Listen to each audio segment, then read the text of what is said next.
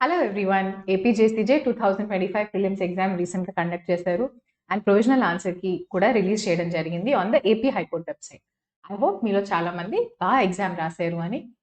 But honestly నేను ఈ paper చూడగానే చాలా డిసప్పాయింట్ అయ్యాను.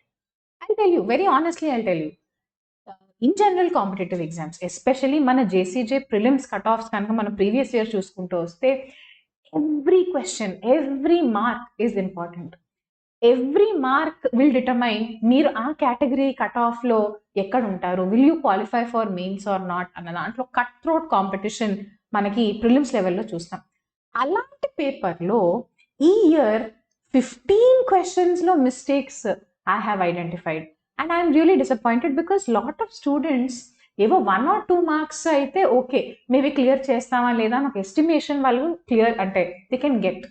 బట్ నియర్లీ 15 క్వశ్చన్స్లో ఎర్రర్స్ ఉండడం or same question multiple times repeat చేయడం, అవుట్ ఆఫ్ సిలబస్ క్వశ్చన్స్ అడగడం, ఇలా డిఫరెంట్ టైప్స్ ఆఫ్ మిస్టేక్స్ మన పేపర్లో ఈసారి ఉన్నాయి. అందుకనే అసలు అబౌట్ ద పేపర్ కానీ పేపర్ అనాలిసిస్ కానీ ఇవన్నీ డిస్కస్ చేయడం కంటే ముందర మోస్ట్ ఇంపార్టెంట్ అసలు ఈ పేపర్లో ఉన్న అబ్జెక్షన్ క్వశ్చన్స్ ఏంటి అనేది డిస్కస్ చేయడానికి నేను ముందరకు వచ్చాను. అయితే ఏపీ హైకోర్టు వారు మనకి చాలా తక్కువ టైం ఇస్తారు అబ్జెక్షన్స్ రేస్ చేయడానికి. అండ్ ఈ అబ్జెక్షన్స్ అన్ని ఫిజికల్గా మనం అప్లికేషన్ ఫిల్అప్ చేసి postal by post we have to make sure it reaches the AP high court. కాబట్టి ఫస్ట్ అండ్ ఫార్మోస్ట్ నేను చెప్పేది ఏంటి అంటే ఈ లెక్చర్ మొత్తం ఈచ్ అండ్ ఎవ్రీ క్వశ్చన్ నేను ఎక్స్ప్లెయిన్ చేస్తాను. ఈచ్ అండ్ ఎవ్రీ క్వశ్చన్ వినండి. ఈ 15 క్వశ్చన్స్ విని నేను ఏవైతే రీజన్స్ చెప్తున్నానో అవి మీరు ఆ అబ్జెక్షన్ ఏపీ హైకోర్టు వెబ్సైట్లో ఇచ్చిన అబ్జెక్షన్ ఫార్మాట్లో ఫిల్అప్ చేసి ఖచ్చితంగా ప్లీజ్ సబ్మిట్ ఇట్.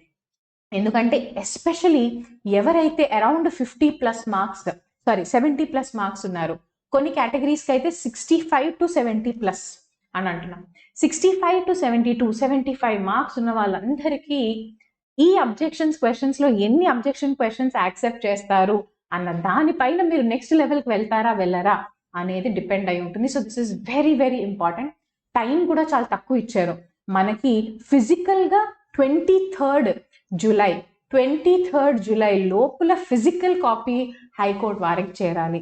సో అందుకని ఇమీడియట్గా ఫుల్ వీడియో చూడండి, అంతా అర్థం చేసుకోండి and without any further delay objections కూడా ఫైల్ చేయండి. Now let's get in to the paper. There are 4 different types of mistakes. ఒక టైప్ ఆఫ్ మిస్టేక్ కాదు, డిఫరెంట్ టైప్స్ ఆఫ్ మిస్టేక్స్ జరిగాయి వైల్ సెట్టింగ్ ద పేపర్. అందులో first and the most important is out of syllabus. మీరు ఎవరికైనా అనిపించిందా out of syllabus questions వచ్చాయి అని? Let me know in the comments. Anyways I'm going to be discussing from question number 10. అయితే గుర్తుపెట్టుకోండి, నేను ఇక్కడ మీకు పేపర్ ఏదైతే స్క్రీన్ పైన చూపిస్తున్నానో ఇది ఏపీ హైకోర్టు వారు రిలీజ్ చేసిన పేపర్. కాకపోతే మీ రెస్పాన్స్ షీట్ ఏదైతే మీరు ఎగ్జామ్ రాసినప్పుడు పెట్టారో రెస్పాన్స్ షీట్ అని ఏదైతే ఉందో ఆ రెస్పాన్స్ షీట్లో క్వశ్చన్ నంబర్ డిఫరెంట్గా ఉంటుంది. నాకు ఇక్కడ క్వశ్చన్ నంబర్ 10 ఇది, కానీ మీ రెస్పాన్స్ షీట్లో క్వశ్చన్ నంబర్ 10 ఇంకేదో ఉంటుంది. కాబట్టి ఎప్పుడైనా నేను ఏవైతే క్వశ్చన్స్ చూపిస్తున్నానో క్వశ్చన్ ఐడి గుర్తుపెట్టుకోండి. అబ్జెక్షన్స్ మీరు ఫైల్ చేసేటప్పుడు కూడా క్వశ్చన్ నంబర్ కాదు, క్వశ్చన్ ఐడి అనేది ఫిల్ చేయాలి, అది మర్చిపోకండి. Question ID is very important. So నేను ఈ పేపర్ ప్రకారం క్వశ్చన్ నంబర్ చెప్తున్నాను, మీరు accordingly question ID note down చేసుకొని అబ్జెక్షన్స్ ఫైల్ చేయాలి. First, which of the following is repealed from Indian contract act and now part of sale of goods act. ఇదిగో sale of goods act is a separate act. 1930లోనే అది separate అయిపోయి it's a separate bare act. మన APJCJ సిలబస్లో sale of goods act అయితే లేదు. So out of syllabus సెపరేట్గా ఉన్న వేరే బేర్ యాక్ట్ లోంచి క్వశ్చన్ అడగడం జరిగింది. క్వశ్చన్ కరెక్టే, ఆన్సర్ కరెక్టే. ఇక్కడ ఈ క్వశ్చన్ నెంబర్ 10లో మిస్టేక్ ఎక్కడుంది అని అంటే అవుట్ ఆఫ్ సిలబస్ అనేది మిస్టేక్. క్వశ్చన్ కరెక్టే, ఆప్షన్ కరెక్టే, రెండిట్లోనూ ప్రాబ్లం లేదు, but it is an out of syllabus. Answer వారంటీయే, కరెక్టే. వారంటీ గురించి మనం సేల్ ఆఫ్ గూడ్స్ యాక్ట్లో చదువుతాం, ఇండియన్ కాంట్రాక్ట్ యాక్ట్లో చదువుతాం, అంతవరకు కరెక్టే. కానీ sale of goods act separate act. అదేదో ఇవాళ నిన్నో అయింది కూడా కాదు, పోనీ ఏమైనా recent amendment or current issues కాబట్టి అడిగారు అనుకోవడానికి. సేల్ ఆఫ్ గూడ్స్ యాక్ట్ అది ఎప్పుడో రిపీల్ అంటే సెపరేట్ అయిపోయింది 1930లో. That is a different bare act, that is not part of our syllabus. అలాంటప్పుడు రిపీల్ అయిపోయి ఎప్పుడో రిపీల్ అయిపోయి సెపరేట్ బేర్ యాక్ట్ ఫామ్ అయిపోయిన వాటిల్లోంచి క్వశ్చన్స్ అడగడం is out of syllabus. So ఖచ్చితంగా దీనికి మీరు అబ్జెక్షన్ రేస్ చేయొచ్చు. అలాగే కాదు, ఇంకొకటి ఉంది. ఇదిగో sale of goods act repeal చేసేసినప్పుడు ఆ చాప్టర్ నంబర్ని ఇండియన్ కాంట్రాక్ట్ యాక్ట్లో అలాగే ఉంచేశారంట. ఇదిగో ఒక్కసారి ఈ వీడియో చూస్తూ మీరే మీ బేర్ యాక్ట్ ఓపెన్ చేయండి. నేను ఇప్పుడు ఏ బేర్ యాక్ట్ ఓపెన్ చేశాను అని అంటే ICA, Indian contract act bare act open చేశాను. దాంట్లో ఉన్న కంటెంట్స్ చూస్తే చాప్టర్ 6 వరకు ఉన్నాయి. ఓకే, 73, 74, 75 చదువుకొని వెళ్ళాం ఎగ్జామ్కి, బాగానే ఉంది. చాప్టర్ 6 వరకు కూడా చాప్టర్ నంబర్స్ కూడా బై హార్ట్ చేసి ఉంటారు. బట్ ఇది చూడండి, chapter 7 sale of goods act repeal అయిపోయిన ఈ సేల్ ఆఫ్ గూడ్స్ యాక్ట్ యొక్క చాప్టర్ నంబర్ అడుగుతున్నారు ఇప్పుడు. అది ఎప్పుడు రిపీల్ అయింది? నిన్నో మొన్నో కాదు, ఎప్పుడో 1930లో రిపీల్ అయిపోయి సెపరేట్ యాక్ట్ అయిపోయిన సేల్ ఆఫ్ గూడ్స్ యాక్ట్ నుంచి once again they have asked one more question about this chapter 7.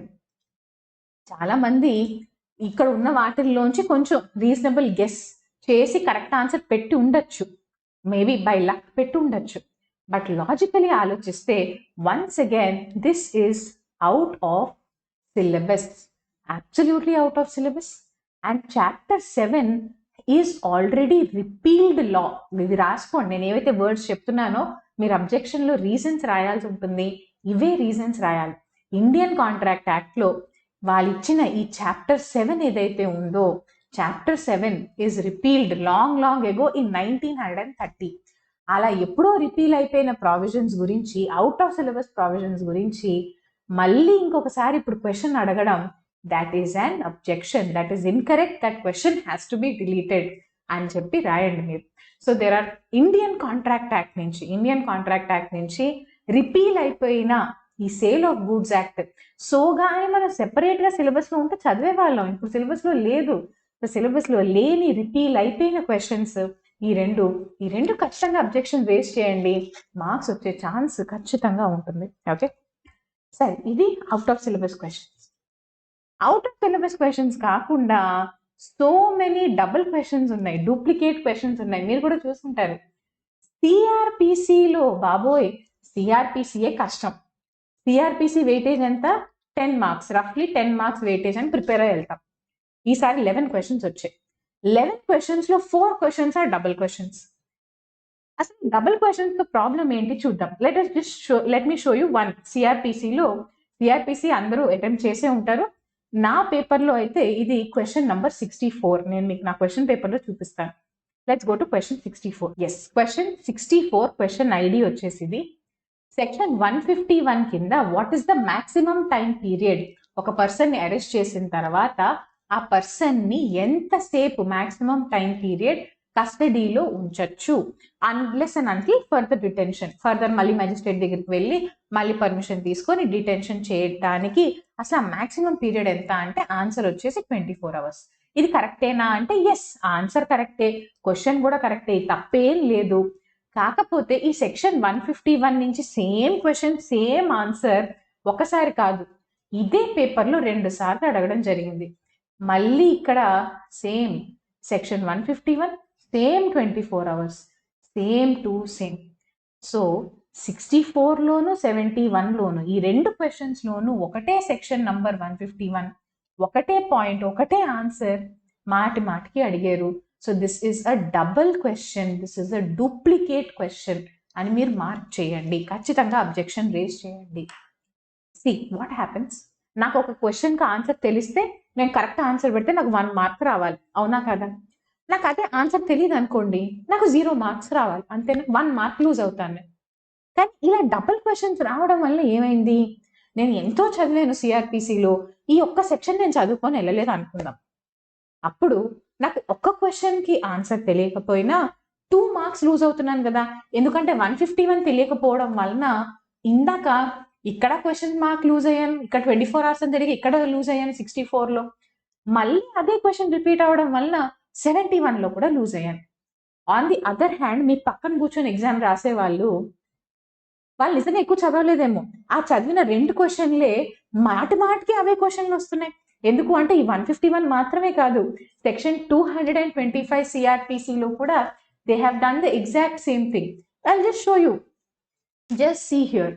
పక్క వాళ్ళు 2 పాయింట్లు చదువుకొని వచ్చారంట.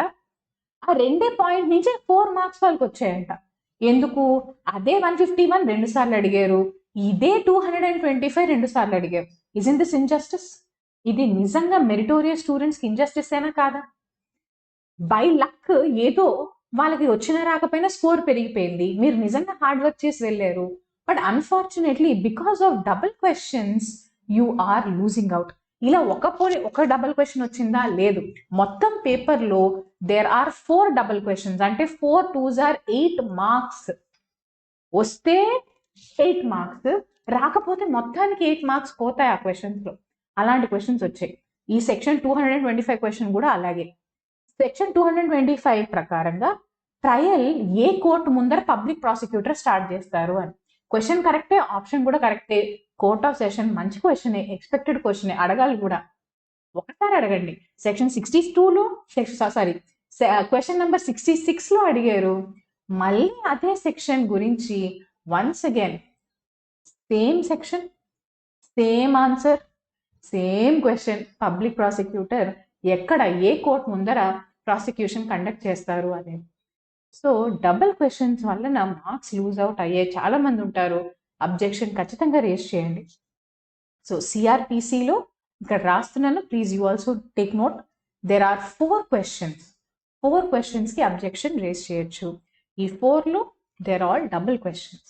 ఓకే, ఈ డబుల్ క్వెషన్స్ ఇక్కడ మాత్రమే కాదు, there is one silly question and double question also. I just show you. మన ల్యాండ్ ఎన్క్రోచ్మెంట్ క్వెషన్స్. నిజానికి ఇది ఒక first of all typing mistake అనుకుందాం. ఇక్కడ తెలంగాణ ఉండకూడదు, ఆంధ్రప్రదేశ్ ల్యాండ్ ఎన్క్రోచ్మెంట్ యాక్ట్ అని ఉండాలి. సిల్లీ క్వెషన్స్ వదిలేసేయండి. నేను అసలు silly questions or silly mistakes గురించి మాట్లాడట్లేదు. టైపింగ్ మిస్టేక్ అండి. అది టీఎస్డిసిజే పేపర్లో అడుగుంటే తెలంగాణ ల్యాండ్ ఎన్క్రోచ్మెంట్ యాక్ట్ అని ఉండేది. ఇది ఏపీజేసీజే పేపర్ కదా, ఆంధ్రప్రదేశ్ ల్యాండ్ ఎన్క్రోచ్మెంట్ యాక్ట్ అని అడగుండాల్సింది. పోనీలేండి, because the law as such did not change. అది ఏపీ అన్న తెలంగాణ అన్న the law is the same. So let us assume అది జస్ట్ టైపింగ్ మిస్టేక్ అని ఆ సిల్లీ మిస్టేక్ ని నమ్ముకొని తీసిపారేద్దాం. బట్ వన్స్ అగైన్ ఆ డబుల్ క్వెషన్ అన్న మిస్టేక్ ఇక్కడ కూడా చేశారు. 52, 53 క్వెషన్ 52లో వాడు అడిగేది ఏంటి? హై వాటర్ మార్క్ యొక్క డెఫినేషన్ గురించి అడుగుతున్నారు. Next question, the very next question number 53, same high water marks అంటే ఏంటి as mentioned in section 2 of Telangana land encroachment act.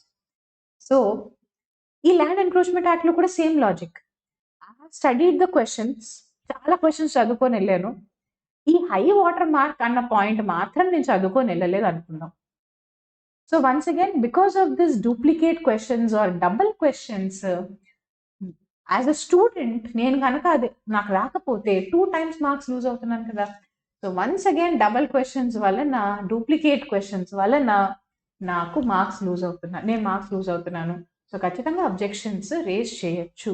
ఈ అన్ని ఈ డూప్లికేట్ క్వెషన్స్ అన్నిటికీ ఖచ్చితంగా అబ్జెక్షన్ రేస్ చేయండి. అయితే ఇక్కడ వరకు కథ అయిపోలేదు. ఇక్కడ వరకు only duplicate questions out of syllabus అని. ఇంకా క్వెషన్స్ ఉన్నాయి. అసలు అవి blunders. Especially juvenile justice act లో అడిగిన one of the question is a big blunder. Unfortunately చాలా మంది స్టూడెంట్స్ కాదు, చాలా మందికి అసలు తెలియదు. అసలు అది అడగకూడదు అని వాళ్ళకి తెలియట్లేదు. That is what I have realized. So please definitely watch the video completely. I'm just showing it to you. Juvenile justice act లో ఒక డెఫినేషన్ అనేది అడగడం జరిగింది. ఒకసారి చూడండి, మీకు స్క్రీన్ పైన క్వెషన్ కనిపిస్తుంది అనుకుంటా. Very very important. ఖచ్చితంగా ఈ క్వెషన్కి అయితే అబ్జెక్షన్ కంపల్సరీ అందరూ రేస్ చేయండి. ఇది క్వెషన్ నంబర్ నా పేపర్లో వచ్చి 95. క్వెషన్ ఐడి నోట్ డౌన్ చేసుకోండి. అబ్జెక్షన్ ఫైల్ చేసేటప్పుడు కూడా అక్కడ రాస్తారు, క్వెషన్ నంబర్ మెన్షన్ చేయొద్దు, క్వెషన్ ఐడి మాత్రం మ్యాండేటరీగా మెన్షన్ చేయండి అని.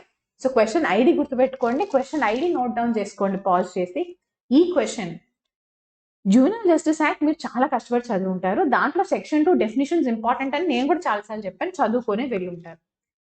డెఫినేషన్స్ అడగడంలో తప్పు లేదు, కానీ వాళ్ళు అడిగిన ఈ పర్టిక్యులర్ డెఫినేషన్ ఏదైతే ఉందో సెక్షన్ 2 సబ్ క్లాజ్ 4, ఈ వెరీ వెరీ స్పెసిఫిక్ గా ఈ సెక్షన్ 2 సబ్ క్లాజ్ 4 ఏదైతే వాళ్ళు అడిగారో అడ్మినిస్ట్రేటర్ గురించి, ఇది ఒక బిగ్ బ్లండర్. ఎందుకు అనంటే ఈ లా ఈ ఒక 2021లో జరిగిన అమెండ్మెంట్ ద్వారా అసలు అడ్మినిస్ట్రేటర్ అన్న వర్డ్ ని డిలీట్ చేసేసారు. నిజంగానా ma'am? Where is the proof? I will just show you the proof. ఇదిగో జువెనైల్ జస్టిస్ యాక్ట్ 2015లో ఏదైతే యాక్ట్ వచ్చిందో దాంట్లో చాలా అమెండ్మెంట్స్ జరిగాయి. సెక్షన్ 2 డెఫినేషన్ సెక్షన్ ఉందా? కరెక్టే, చదువుకొని వెళ్ళారు, వెరీ గుడ్. దీంట్లో అబాండెంట్ చైల్డ్ అంటే ఏంటి, అడాప్షన్ అంటే ఏంటి, ఇవన్నీ చదువుకొని ఉంటారు. ఇదిగో దీంట్లో చూడండి, సబ్ క్లాజ్ 2 తర్వాత డైరెక్ట్ గా సబ్ క్లాజ్ 5 ఉంటుంది. అసలు సబ్ క్లాజ్ 4 అనేదే ఉండదు. అడ్మినిస్ట్రేటర్ అనే డెఫినేషనే ఉండదు. ఎందుకు ఉండదు? ఇదిగోండి మ్యామ్, ఇక్కడ ఒక చిన్న 1 అని కనిపిస్తుందా? I hope my screen is clearly visible to everybody.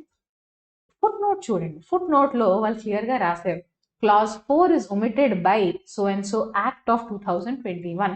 So 2021లో నిజానికి చాలా అమెండ్మెంట్స్ జరిగాయి to the juvenile justice act.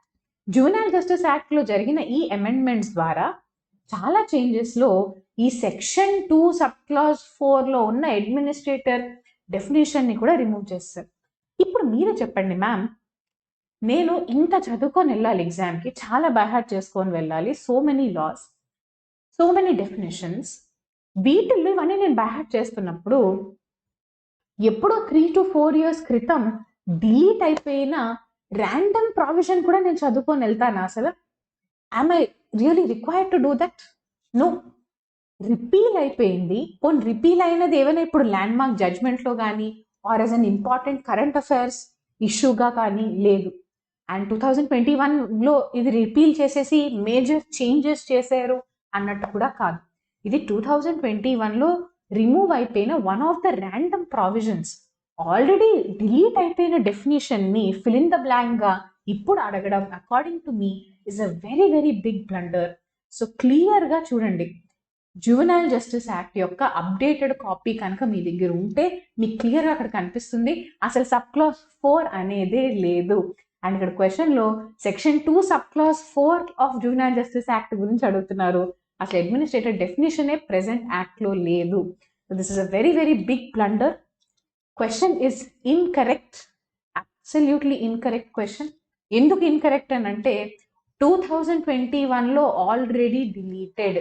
ఏదైతే మీరు సెక్షన్ అడుగుతున్నారో section 2 sub clause 4 it is already deleted అని క్లియర్గా రాయండి.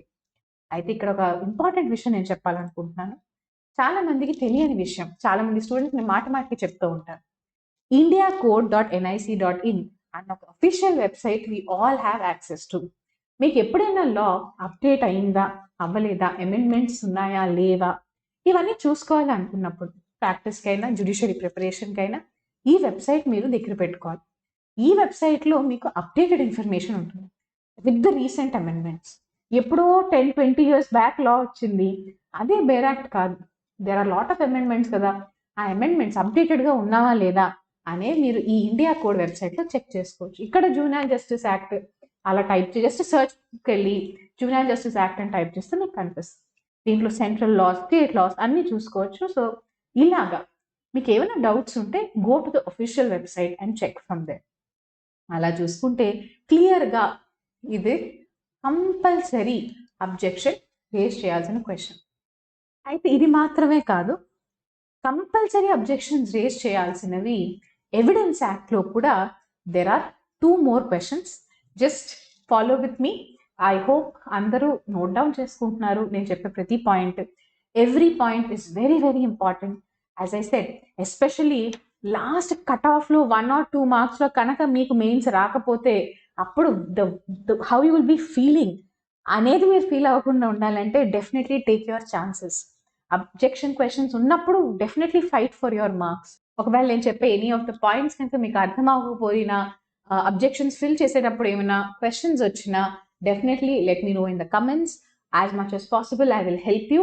మనకి అబ్జెక్షన్స్ ఫైల్ చేయడానికి ఎప్పుడు ఎక్కువ టైం కూడా ఇవ్వరు, అందుకని definitely immediately start filling up the objection form. Okay.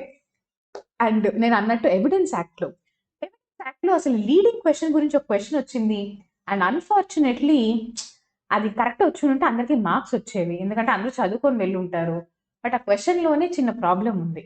ఇదిగో in my paper, according to my paper, it is question number 58.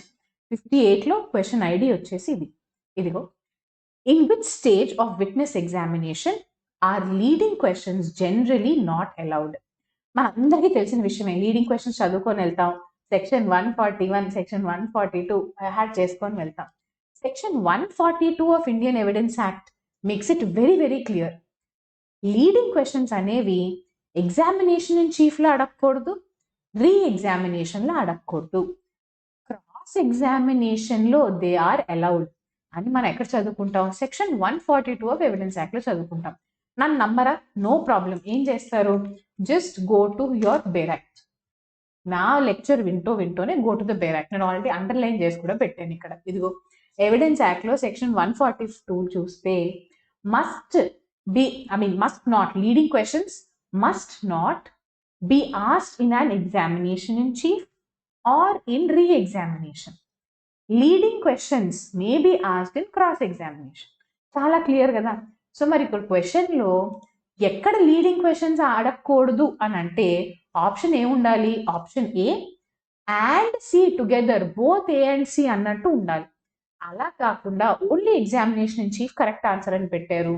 So this is incorrect. Incorrect option. Option is incorrect. Option lo both A and C or both in examination in chief and re-examination అన్నట్టు ఉండాలి. అలాంటిది లేదు. And దీని proof ఏంటి? Bear యాక్టే. Section 142, section 143 ఈ రెండు చదివితే సరిపోతుంది. It makes it very very clear. జనరల్గా అలౌ చేయండి ఎగ్జామినేషన్ ఇన్ చీఫ్లో, రీ-ఎగ్జామినేషన్లో. సో ఇన్కరెక్ట్ ఆప్షన్ కింద question number 58 question ID leading question గురించి ఖచ్చితంగా అబ్జెక్షన్ రేస్ చేయాలి. This is also mandatory. Star mark ఖచ్చితంగా రేస్ చేయండి, మార్క్స్ ఖచ్చితంగా వస్తాయి కూడా దీనికి. 58. దాని తర్వాత 60. నిజానికి క్వశ్చన్ 60, అది క్వశ్చన్ నెంబర్ 60లో సెక్షన్ 91 ఏం చెప్తోంది అనేది అర్థం చేసుకోవడం important. Section 91 of Indian evidence act ఏం చెప్తున్నారు అంటే, లెట్ us assume నా దగ్గర ఒక కాంట్రాక్ట్ ఉంది, ఆ ప్రాపర్టీ గురించి రాసుకోవాల్సిన విషయాలన్నీ, the rights and the liabilities, everything I have return down in one document. Okay, మంచిగా డాక్యుమెంట్ నా దగ్గర రెడీగా ఉంది. సో ఇలాగా ఇన్ రైటింగ్ లో ఒక డాక్యుమెంట్ ఉన్నప్పుడు ఆ విషయాల గురించి నేను ఎలా ప్రూవ్ చేస్తాను అని అంటే, ఆ డాక్యుమెంట్ ని ప్రొడ్యూస్ చేసి మాత్రమే ప్రూవ్ చేస్తాను. No other evidence should be given అనేది 91 యొక్క సారాంశం అన్నమాట. That is the summary. So documentary ఫామ్లో ఉంటే ఆ డాక్యుమెంట్ని తీసుకురండి కోర్టుకి, లేకపోతే సెకండరీ ఎవిడెన్స్ ఆఫ్ ద డాక్యుమెంట్ని తీసుకురండి, అంతే తప్ప నో ఎవిడెన్స్ అని ఉద్దేశం కాదు. ఇప్పుడు క్వశ్చన్ అండ్ ఆప్షన్స్ కనుక మీరు చదివితే ఇక్కడ అర్థమవుతుంది. No evidence shall be given in proof of the terms of such contract అని. నిజానికి ఇక్కడ words are missing. No evidence except document itself అన్న words are missing. Note down చేసుకోండి, దాని తర్వాత మీ అంతటి మీకు రాయడానికి మేబీ రాకపోవచ్చు. So please note this down. No evidence except document itself shall be given in proof అని ఉంటే సరిపోయేది. నో ఎవిడెన్స్ తర్వాత ఈ 3 ముక్కలు ఎగరగొట్టేశారు. సో దానివల్ల ఉన్న మీనింగే పోయింది. వాళ్ళ మీనింగ్ ఏంటి? ఒరిజినల్గా డాక్యుమెంట్ ఉంది కదా, ఆ డాక్యుమెంట్ని ప్రొడ్యూస్ చేయండి, వేరే అదర్ ఎవిడెన్స్ని ప్రొడ్యూస్ చేయొద్దు అన్న సెన్స్ సెక్షన్ 91. ఆ విషయాన్ని వీళ్ళు ఇక్కడ మిస్ చేశారు. నిజానికి మన ఎవిడెన్స్ యాక్ట్తో కంపేర్ కూడా చేసుకొని చూడండి. ఇందాకే ఎవిడెన్స్ యాక్ట్ ఎలాగో ఓపెన్ చేసి పెట్టారు కదా, సో అదే సెక్షన్ 91 ఓపెన్ చేయండి of Indian evidence act.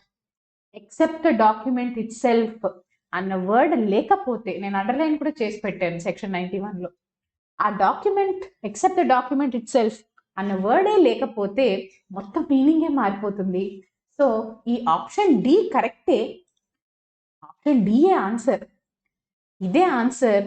But option is incomplete. కొన్ని words are missing. Incomplete, incorrect కాదు, కరెక్టే, but words are missing. Option is incomplete అని మార్క్ చేయండి.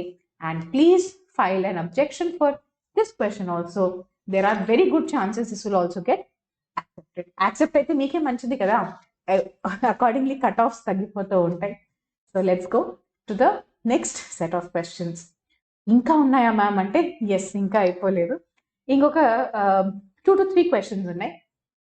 ఇవి ఆప్షనల్ క్వశ్చన్స్. ఎందుకు ఆప్షనల్ అంటున్నాను అని అంటే, కొంతమంది అంటే ఉన్న ఆప్షన్స్లోంచి ఈ క్వశ్చన్స్కి ఆల్రెడీ కరెక్ట్ ఆన్సర్స్ పెట్టేసి ఉన్నారు. వాళ్ళకి ఇప్పుడు నేను ఇవి చెప్పాను అనుకోండి, మ్యామ్ ఎందుకు మ్యామ్ మీరు ఇప్పుడు మాకు వచ్చిన మార్క్స్ని కూడా కట్ చేసేసే విధంగా ఎందుకు ఇప్పుడు ఈ అబ్జెక్షన్స్ చెప్తున్నారు అని అంటారు. So let us I'll just show you the questions. మీ ఇష్టం, this is up to you. ఒక్కసారి క్వశ్చన్ నంబర్ 22, 23 చూడండి. ఈ question number 22, 23 Hindu succession act నుంచి వచ్చిన ఈ questions as per my paper 22, 23. దీంట్లో ఈ ఎస్చీట్ అన్న కాన్సెప్ట్ గురించి, సేమ్ కాన్సెప్ట్ గురించి 2 క్వశ్చన్స్ అడగడం జరిగింది, double questions. So again double questions వచ్చాయి from Hindu succession act. And ఈ డబుల్ క్వశ్చన్స్ లో కూడా ఈ ఎస్చీట్ అన్న ప్రిన్సిపలే 2 సార్లు అడిగారు. సో మనకు తెలియకపోతే మొత్తానికి పోయేవి కదా 2 marks.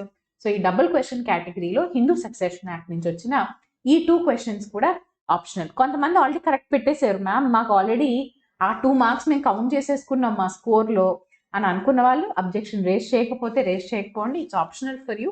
But others if you want you can go ahead and raise the objection for this question also. Hindu succession act లో ఎస్చీట్ అన్న ప్రిన్సిపల్ నుంచి వచ్చిన ఈ 2 క్వశ్చన్స్ కూడా రిపీట్ అయిన క్వశ్చన్స్, డబుల్. ఇవి same word to word repeat అవ్వలేదు, కానీ సేమ్ కాన్సెప్ట్ అయితే 2 సార్లు రిపీట్ అయింది. Exact word to word match కాలేదు ఇందాక సెక్షన్ 225 సిఆర్పిసి లాగా, బట్ సేమ్ కాన్సెప్ట్ అయితే మ్యాచ్ అయింది. So note this down. And ఇది కాక మన దగ్గర 2 more క్వశ్చన్స్ ఉన్నాయి. ద లాస్ట్ 2 క్వశ్చన్స్, 15 అన్నాను కదా, 13 క్వశ్చన్స్ ఇప్పటి వరకు డిస్కస్ చేశాను. There are 2 more questions, once again optional.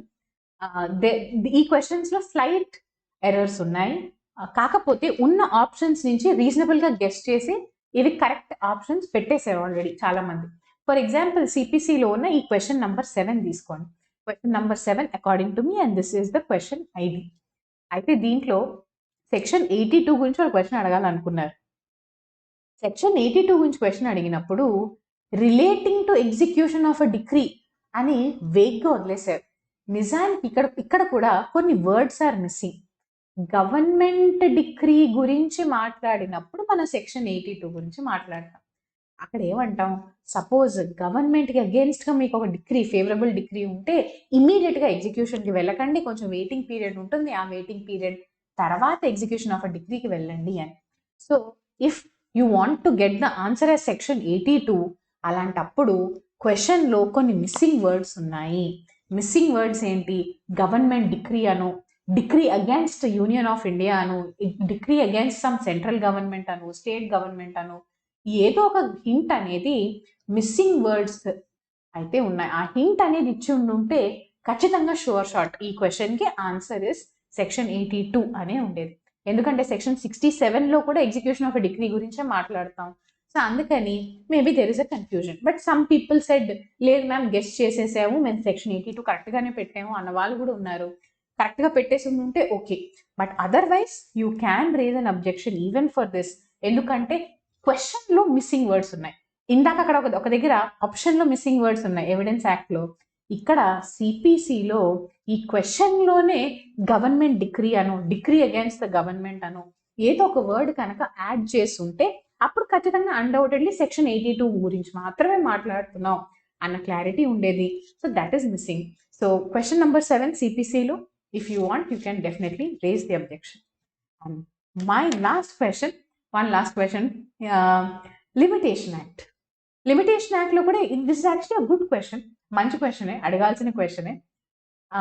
Again very very small grammatical error ఉంది. క్వశ్చన్ నంబర్ 33 నా క్వశ్చన్ పేపర్లో లిమిటేషన్ యాక్ట్లో ఈ question 33 and this is the question ID. అయితే మీరు నేను కనుక సూట్స్ ఫైల్ చేయాలి అంటే మనకి కొన్నిసార్లు 3 years అను, కొన్నిసార్లు 12 years అను, ప్రైవేట్ పార్టీస్కి 3 years or 12 years టైం ఇస్తారు. కానీ అదే మన లిమిటేషన్ యాక్ట్ ప్రకారంగా సూట్ కనుక గవర్నమెంట్ ఫైల్ చేయాలి అని అనుకుంటే టైం అనేది పెంచడం జరుగుతుంది, టైం ఎక్స్టెండ్ అయిపోతుంది. ఎంత ఎక్స్టెండ్ అవుతుంది అంటే గవర్నమెంట్కి 30 years ఇస్తారు. ఈ విషయం కరెక్టేనా? ఎస్ మ్యామ్, క్వశ్చన్ కరెక్టే, ఆన్సర్ కరెక్టే. ఆర్టికల్ 112 ఆఫ్ లిమిటేషన్ యాక్ట్ మన లిమిటేషన్ యాక్ట్లో 112లో ఈ విషయం రాశారు కూడా, which is very good. But ఇక్కడ ఎక్స్టెండెడ్ బై 30 years కాదు, ఎక్స్టెండెడ్ టు 30 years అని ఉండాలి. కాకపోతే ఆప్షన్స్లో చూస్తే 30 అనేది ఒకే ఆప్షన్లో ఉంది కాబట్టి చాలామంది 30 కరెక్ట్గానే పెట్టారు ఆప్షన్. బట్ నిజానికి ఎక్స్టెండెడ్ టు 30 years అని ఉండాలి. ఎక్స్టెండెడ్ బై 30 years అని అంటే నాకు 3 years ప్రైవేట్ పార్టీకి, బట్ అదే కనుక గవర్నమెంట్ వేస్తే plus 30 years, extended by 30 years కాబట్టి ప్లస్ 30 years అని ఇంటర్ప్రిటేషన్ ఇవ్వడానికి స్కోప్ ఉంటుంది. But it has to be extended to 30 years అంటే మీకు 3 years కానీ మీరు గవర్నమెంట్ కదా, కాబట్టి మీకు సీదా 30 years టైం ఇస్తున్నాం అని చెప్పడం కదా sense. This is a small grammatical error. This is just a grammatical error, up to you. ఈ లాస్ట్ 15th క్వశ్చన్ నేను చెప్పిన క్వశ్చన్కి అబ్జెక్షన్ ఫైల్ చేస్తారా లేదా, అబ్సల్యూట్లీ ఆప్షనల్.